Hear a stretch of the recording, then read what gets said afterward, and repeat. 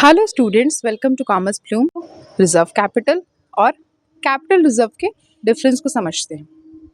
Reserve capital और capital reserve दोनों terms सुनने में ऑलमोस्ट सेम लगती है, लेकिन इनका मीनिंग और पर्पस कंप्लीटली डिफरेंट है। चलिए इस डिफरेंस को कंसेप्चुअली समझते हैं। सबसे पहले बात करते हैं कैपिटल रिजर्व की। कई बार कंपनी को ऐसा प्रॉफिट्स होता है जो उसके नॉर्मल बिजनेस ऑपरेशन से नहीं आता है।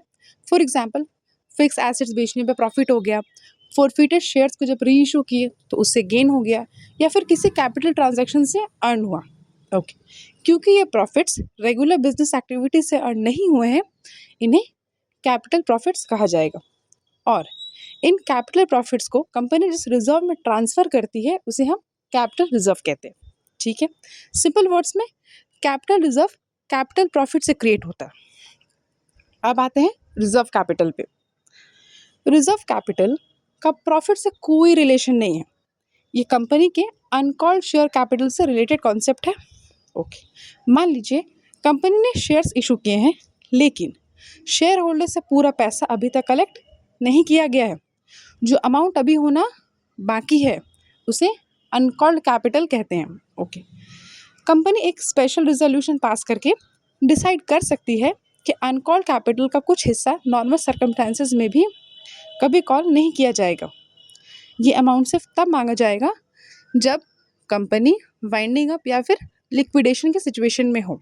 ओके, इस अमाउंट को हम रिजर्व कैपिटल कहेंगे। यानी reserve capital uncalled share capital का रिजर्व पोर्शन होता है।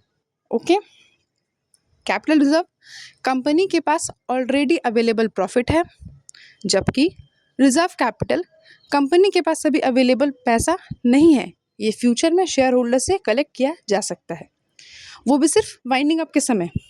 Okay, capital reserve capital profit से बनता है, जबकि reserve capital uncalled share capital का वो हिस्सा है जिसे वाइंडिंग अप के समय कॉल किया जाता है। ओके, कैपिटल रिजर्व प्रॉफिट का हिस्सा, रिजर्व कैपिटल कैपिटल का रिजर्व। आई होप आपको ये कॉन्सेप्ट बहुत अच्छे से समझ आया हो। So please like, share and subscribe and save this help for revision. Keep learning and growing. Thank you. Follow for more.